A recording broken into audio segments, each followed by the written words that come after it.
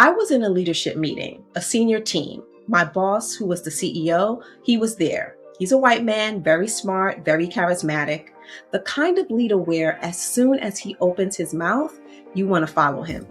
Someone asked me how my father was doing. Now, my father happened to be in the hospital. He was suffering from a heart condition and he had surgery coming up. And so I was honest. I said that he wasn't doing well. And then I told the truth, the whole truth, about how his poor eating habits, rooted in generations of what Black people were given to eat, dating back to slavery, were complicating his recovery. You know, the scraps, the leftovers, the parts of the pig and the cow that white people didn't want, the vegetables that they threw away. We made it delicious, of course, we made it ours, but it was killing us, and slowly for over 300 years. I was the only Black person in that room. My boss, he cut me off, completely dismissed me. He said, well, white people have poor eating habits too. Poor white people don't have access to healthy food either. So I'm not sure how you're connecting that to slavery. I shrunk right there in front of my peers, in front of a man I thought was in my corner.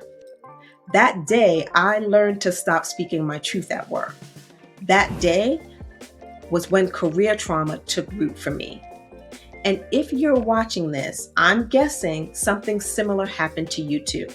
Career trauma is not burnout. It's not having a bad day. It's not my boss was mean once.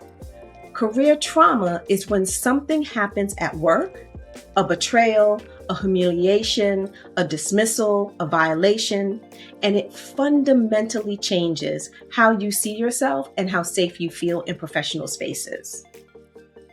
It's a psychological injury. It rewires your nervous system.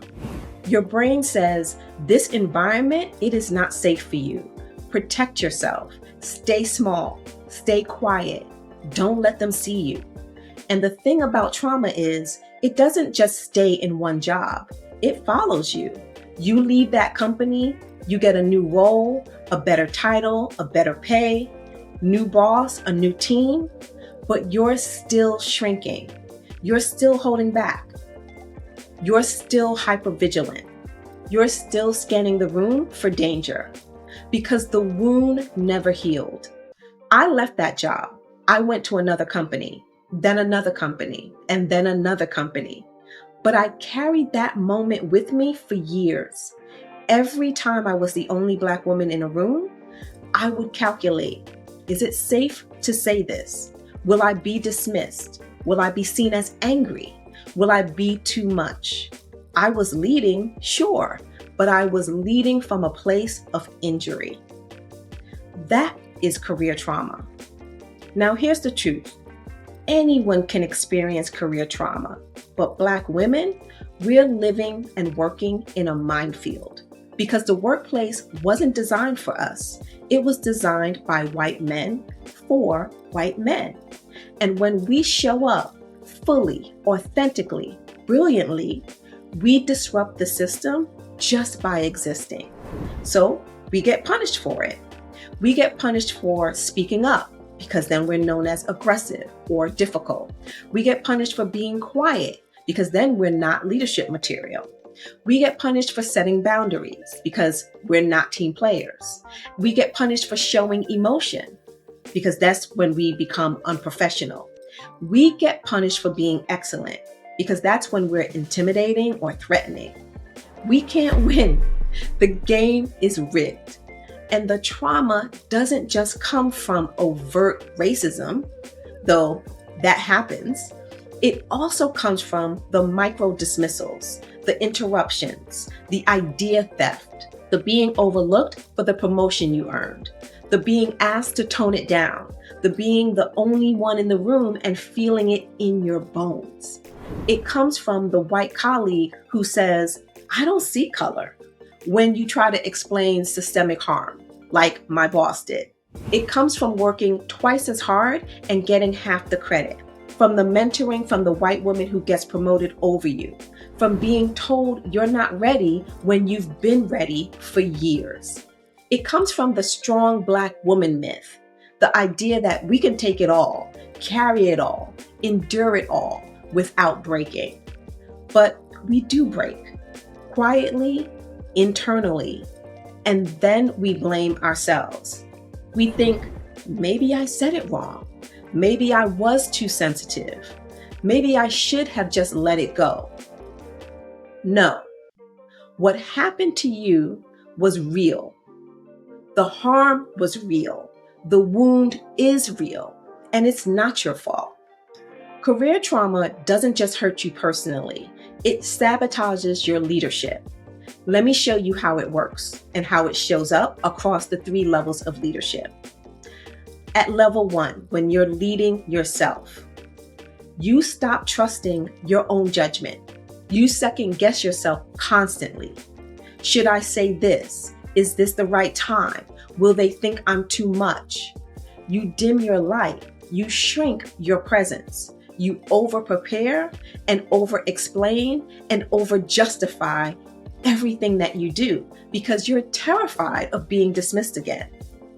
You become hypervigilant, exhausted, always scanning for threats, never fully present. That's career trauma at level 1, when you're leading yourself. Now, at level 2, when you're leading your team, you can't fully advocate for your people. Why? Because you're afraid of being seen as difficult. You overmanage because you don't trust that anyone has your back. You don't delegate fully because you've learned that if something goes wrong, you'll be the one that gets blamed. You protect your team, but you don't protect yourself. You absorb every single blow. You become the buffer, the shield, the shock absorber. And your team sees it. They see you shrinking, and they learn to do the same. That's career trauma at level 2 when you're leading your team. Now at level 3, when you're leading across the organization, it looks different. You don't build coalitions because you've learned that alliances are fragile and conditional. You don't take strategic risks because you've been punished before for being too bold. You don't position yourself for the C-suite. Why? Because deep down, you don't believe they'll ever let you in. You stay safe, you stay small, and you stay stuck. That's career trauma at level 3 when you're leading across the organization. This is why healing career trauma is not optional. It's leadership work. Healing career trauma doesn't mean forgetting what happened. It means no longer letting it control your leadership. Here's where to start. The first thing that you can do is name it. Say it out loud. I experienced career trauma. Not burnout, not stress, trauma. Give it language, give it weight, and stop minimizing it. The second thing you can do is grieve it. You lost something. You lost your sense of safety at work. You lost trust in the office. You lost a version of yourself that used to show up fully. Let yourself feel that loss. Don't rush to move on from that. The third thing you can do is understand the mechanism. Your brain is literally trying to protect you. Every time that you shrink, that's your nervous system saying, remember what happened last time? Don't do that again. It's not weakness, it is survival for you. But survival mode is not leadership mode. The fourth thing that you can do is reclaim your voice, but do it strategically. You don't have to go back to that unsafe environment and speak your truth to the people who harmed you. But you do need to find spaces, therapy, coaching, a leadership community, where you can practice using your full voice again. Start small, build safety, rebuild trust in yourself, in your judgment, in your right to take up space. Now, the fifth thing that you can do is get support. Career trauma is not something that you heal alone.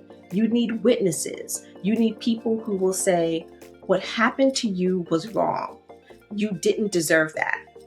And you don't have to carry it alone. Therapy, coaching, community, whatever it takes. because you can't lead at your highest level while you're carrying unhealed wounds. Now, that meeting with my boss, it took me years to recover from, but I did recover. I got therapy. I got coaching. I did my own PhD research on the psychology of high achieving women. I learned to name what happened, to grieve it, to heal it. And now I help other Black women do the same, because career trauma is real and you don't have to carry it alone. So here's my question for you. What moment in your career made you shrink? Drop it in the comments. You don't have to tell the whole story, just one line or one memory. Let's name it together. Now, if this resonated with you, let me know. Subscribe if you're ready to heal and to lead. This is level 1 leadership, leading yourself, and healing is where it starts.